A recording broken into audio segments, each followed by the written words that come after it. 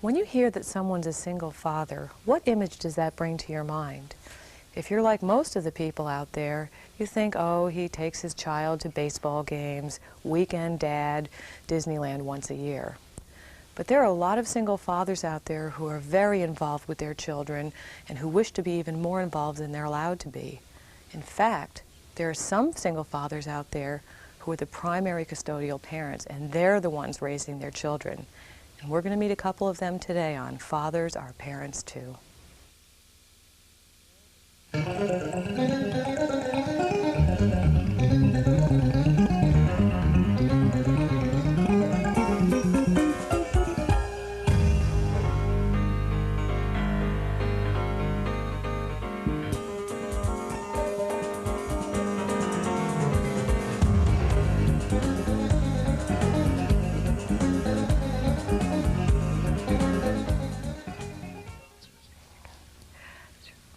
Welcome to Fathers Are Parents Too. I have two gentlemen here with me today who are custodial fathers, and they have their children with them the majority of the time.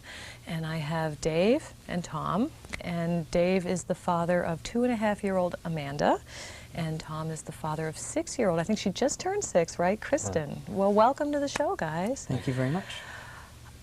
Now tell me, I'm here in the field and I often find it just amazing to run into a father who's actually as involved actively in raising his children as the two of you are.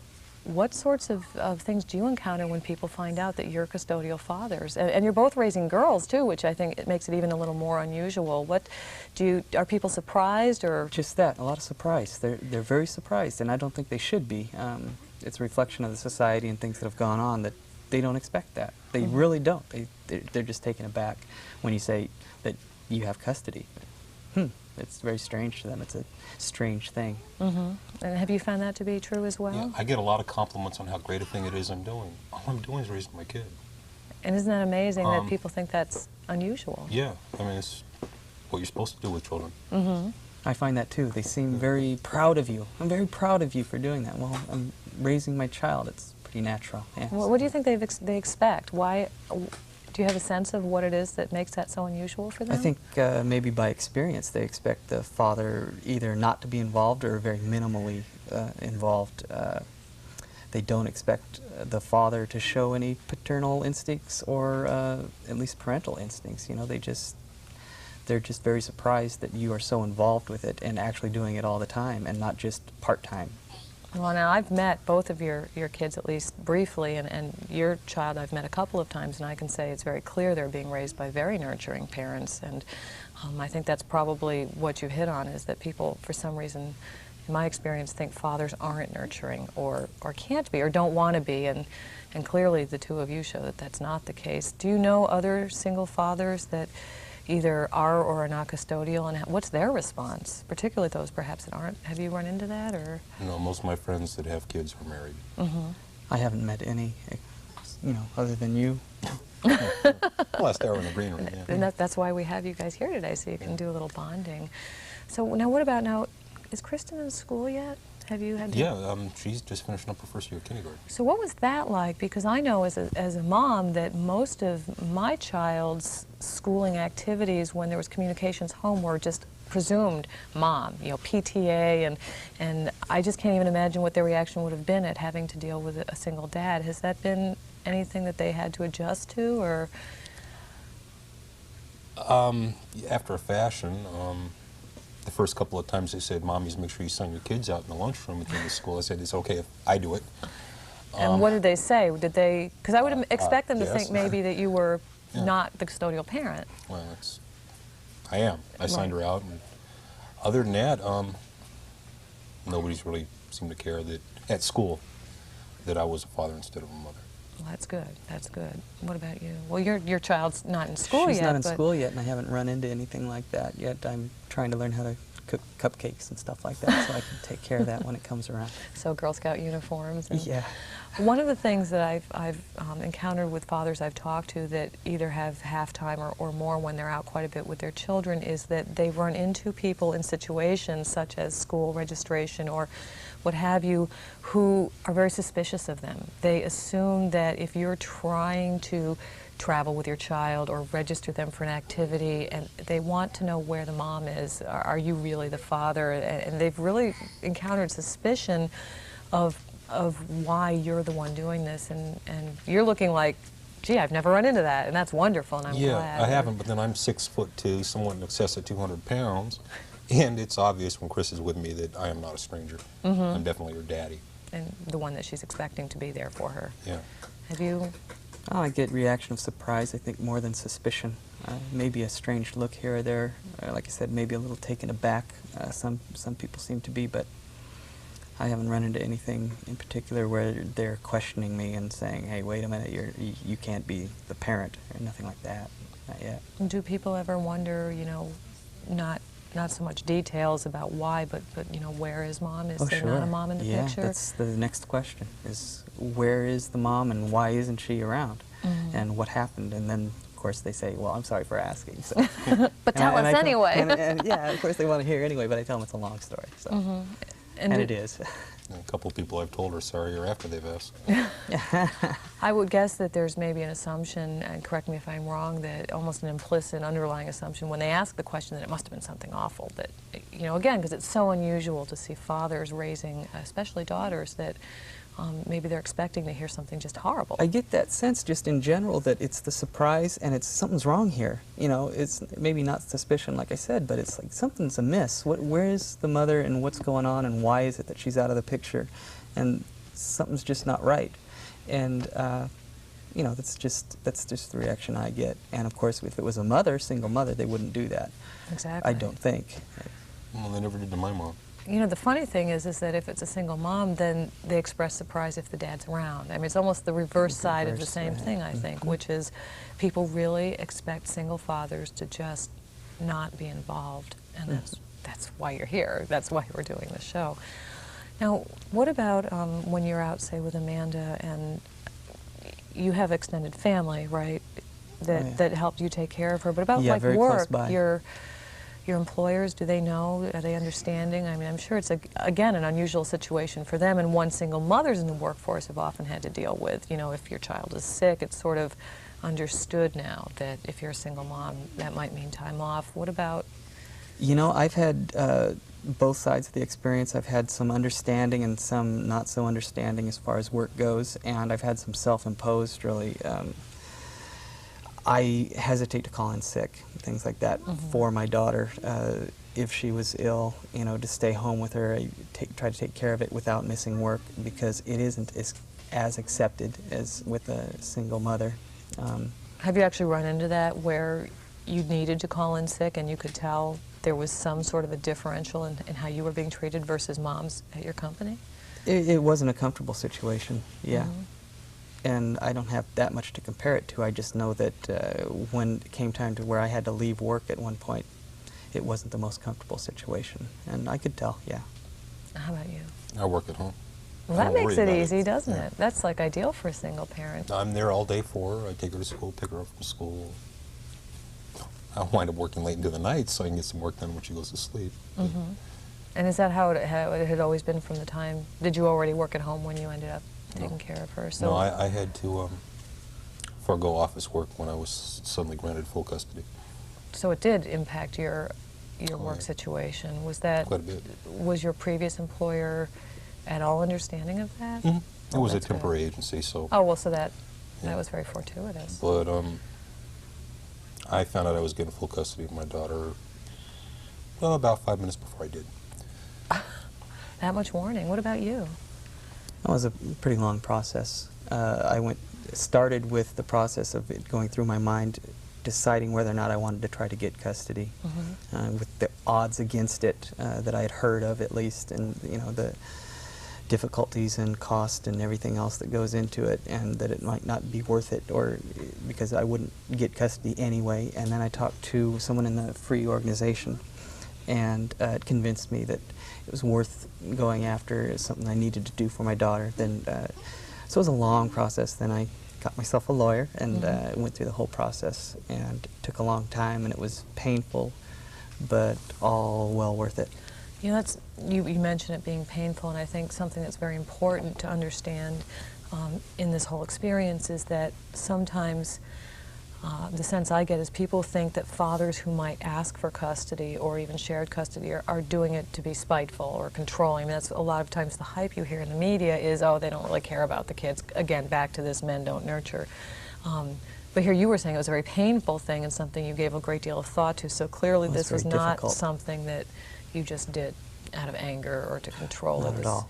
Something that was very difficult for you. It was a very long process that started well before I started the process of actually getting custody. You know, the process started with the thought process long before I even retained a lawyer. Now, in a few minutes we're going to take a break and then we're going to take questions for you from the audience. But I want to ask, because given what I do as a father's and children's advocate, I always, when I talk to custodial moms, I say, your children need a paternal role model. They need that kind of access. So it would only be fair for me to ask you the same thing in terms of, particularly because you're raising young girls, do you have already in place or have you given any thought to them having a female role model, you know, to help them? There are certain things, obviously, that young girls go through that a father may understand cognitively but may not have gone through themselves. And how, do you have something in place for that? I'm very fortunate to have family close by, lots of female members of my family, and she has relationships with them every day, so I'm very lucky. So they'll help out in the whole process when it starts getting difficult in that way. And what about, is mom around to be an influence as well? Or? No, she has not been around and hasn't even seen Amanda in over a year and a half now. Who's that? Since Amanda's been 10 months old. Could she, if she, I mean, that's... If she I'm not asking you to go into details. I'm just, I mean, I don't want to leave people with the idea that maybe you're no, not at all. She that. had the opportunity, and she did not take advantage of the opportunity, so she decided not to. So Amanda's very fortunate indeed then that she has other female relatives around. Oh yeah. And what about, how does Kristen have? Well, she needs a female role model. She doesn't really have one right now. Of course, you know, I do all the cooking and the like, I always have, so. Which is still a wonderful role model. But there are problems that I would prefer not to handle, and if I can convince my ex it's a big enough deal, I can usually talk her into visiting for a few minutes. But other than that, I handle it.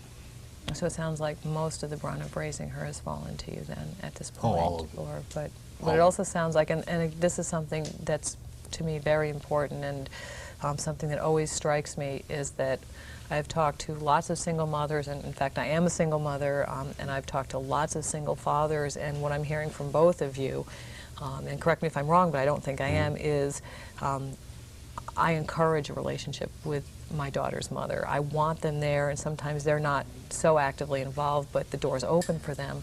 And often with single mothers, I hear quite the opposite. They really want to kind of keep the dad away, maybe because they are fearful or whatever, but that's a real distinction I see. I don't see any of that with you guys. I see, gee, we want that role model. And could use the help. Yeah. Some difficult times coming up, you never know. It really would help to have a lady's point of view and help in the matter. And children need access to both parents. Okay, well, we're going to take a break, and when we come back, I think we have some questions for you from the studio audience. So okay. We'll be right back. Hi, I'm a dad and a member of FREE, the Father's Rights and Equality Exchange. Most dads out there would love to spend more time with their kids and to become a really big part of their lives.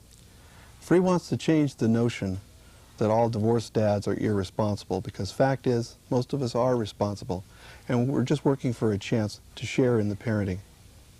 If you'd like to learn more, please call us at 1-500-FOR-DADS or check our website at the number or the address on your screen. And remember that fathers are parents too. Right? Right. Yeah.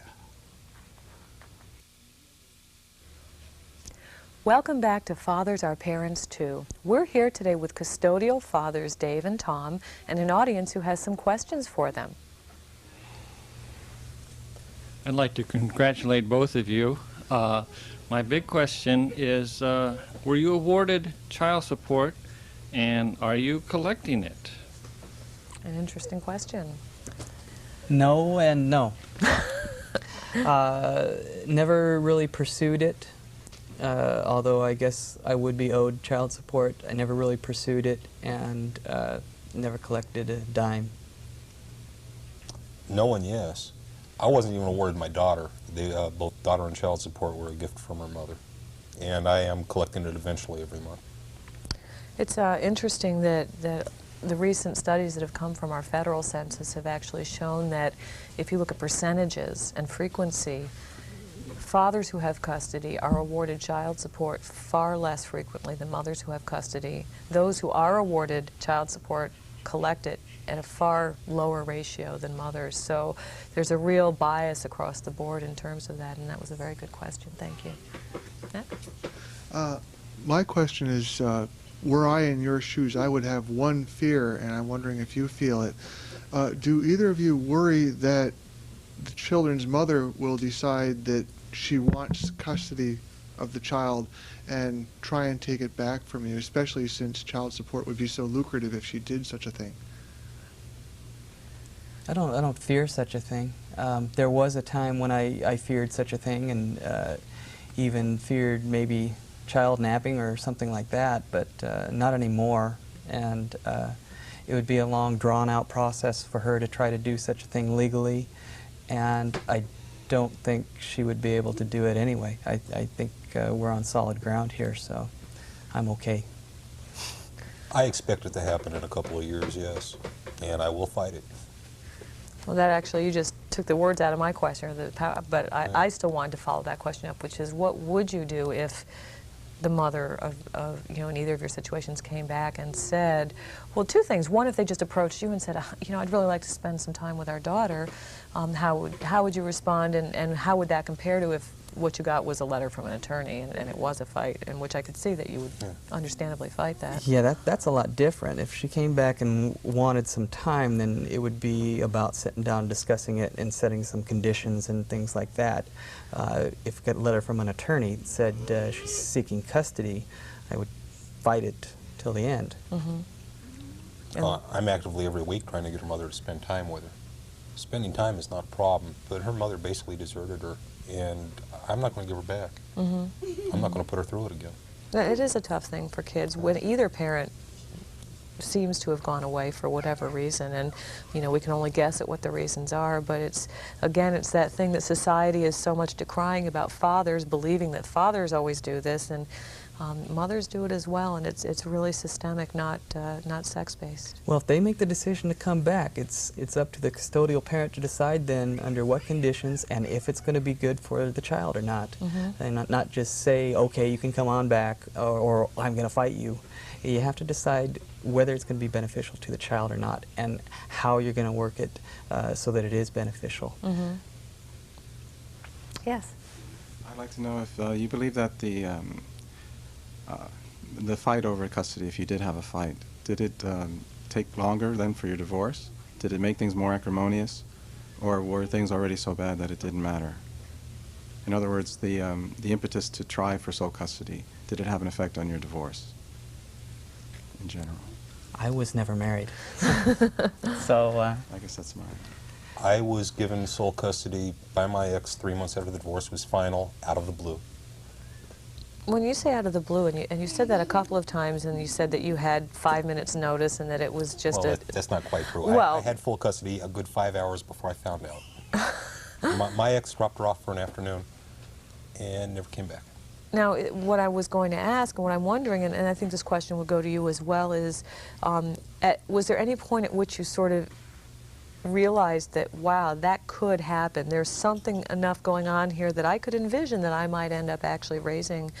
I think very few, maybe more now, but it certainly was the case that very few people envision, I'm going to have a child and I'm going to end up raising it by myself. You usually picture that there will be two parents doing this, and I think probably even more so for men, again, just because if nothing else, the bias against father custody is so great.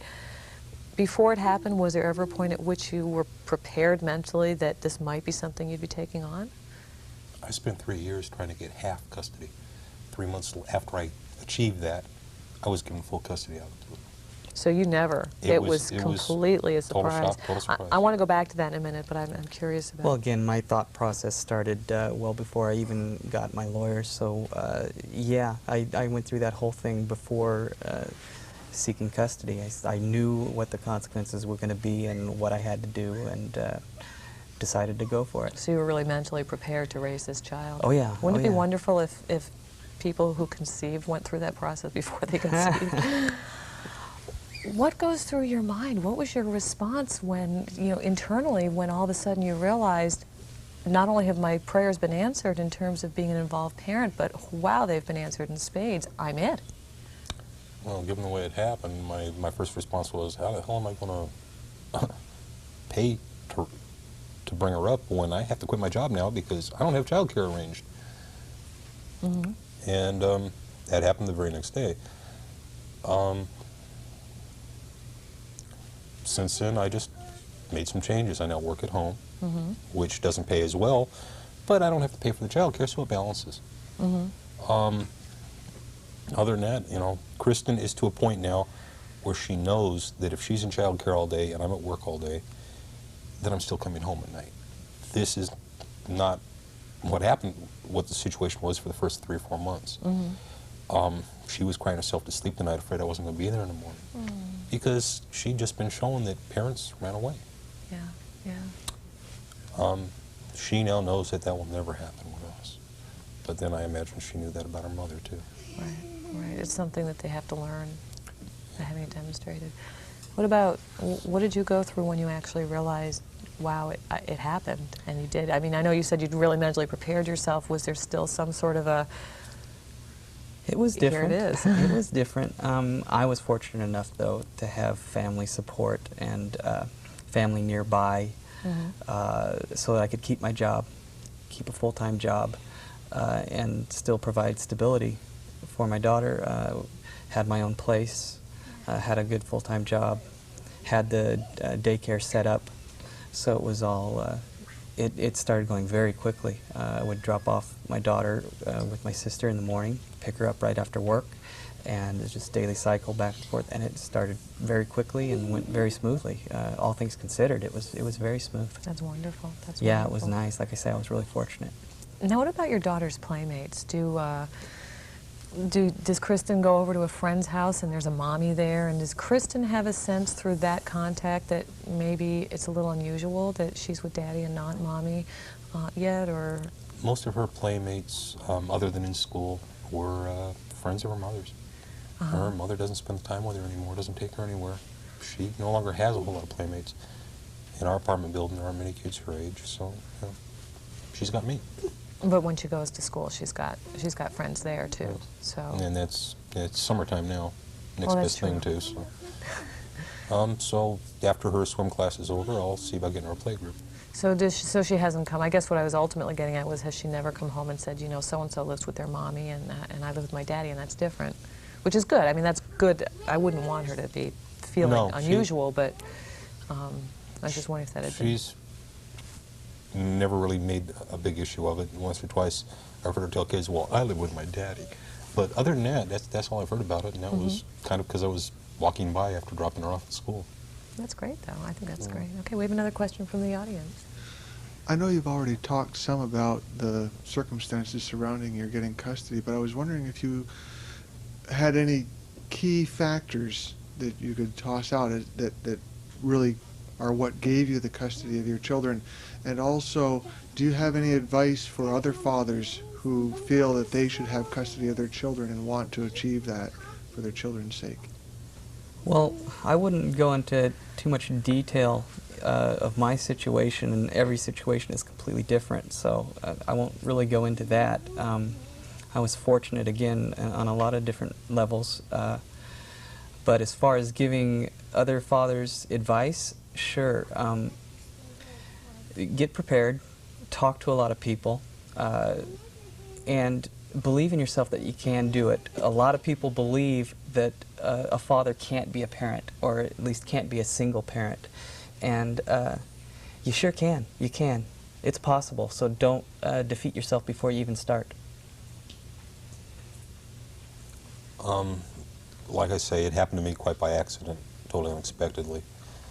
But I did spend 3 years fighting to get as much time as I could with my daughter, and I'd recommend to anyone, you fight to spend time with your kids, or don't be surprised that you can't. Well, let me ask you this, if I can, and if it's, you know, if it's not something you're comfortable answering, please, you know, feel free to not answer it. But you've mentioned a couple of times that you had to fight so hard just to try to get half custody, which I take to mean that that was an uphill battle if you even ever got to that point. And That was mostly the lawyers playing games, actually. well, and I think that often is the case, and so that's what I'm actually kind of wondering. I mean, I have this image that perhaps there was an other side that was fighting to keep you from even having half custody, be it the lawyer or not, and suddenly here's this side saying, oh, he shouldn't even have half custody, and lo and behold, they end up giving you full custody. And I was just curious if you'd seen any response from the quote-unquote other side when that happened. I mean, speaking as a lawyer, if that happened on my side, I'd be having a lot of egg on Pretty my much face. it was the other side to give me full custody, too. Right, well, that's what I'm saying. We more or less knew what we wanted. We had to get the lawyers to agree to, you know, this was okay with the lawyers. I mean, everything worked out to suit them. And that's pretty much when it got settled. There's so many loopholes they were trying to plug and all. And it eventually got settled. And turned out not to matter. Right, right. Okay, well, we're almost out of time, and I just have one more question, and then we'll let you go. And that is, if you could do it all over, and I don't mean would you do it the same way, but if in a fantasy world you still had to deal with the issue of custody, there was still, you know, you became disunited from the other parent, how would you want it to have happened differently? I mean, if there was a way that this could have happened in the perfect world of splitting parents up, I know you said it was very painful. It sounds like you had an awful lot of fighting and then sort of this capitulation. And I mean, I guess what I'm saying, if there's a message you can give about the best way for it to happen, for there to be a resolution, how would it have been different? Well, I would think certainly if both parents have rational communication back and forth the whole time, and communicate and share the responsibility of parenthood, and share the child, and bring up the child together in a different sense, because they're not going to be together, but it would have worked out a lot better had we remained on a good level of communication, but Sure, it didn't work out that way. I tend to agree. It also requires both parents want to be parents, That's Right. a very good point. which isn't the case in my daughter's. But you've certainly proven that in this case, at least, that the fathers want to be parents, and fathers are parents, too. Thank you very much for joining us. Thank And you. thank you for joining us, and join us next week right here on Fathers Are Parents, Too.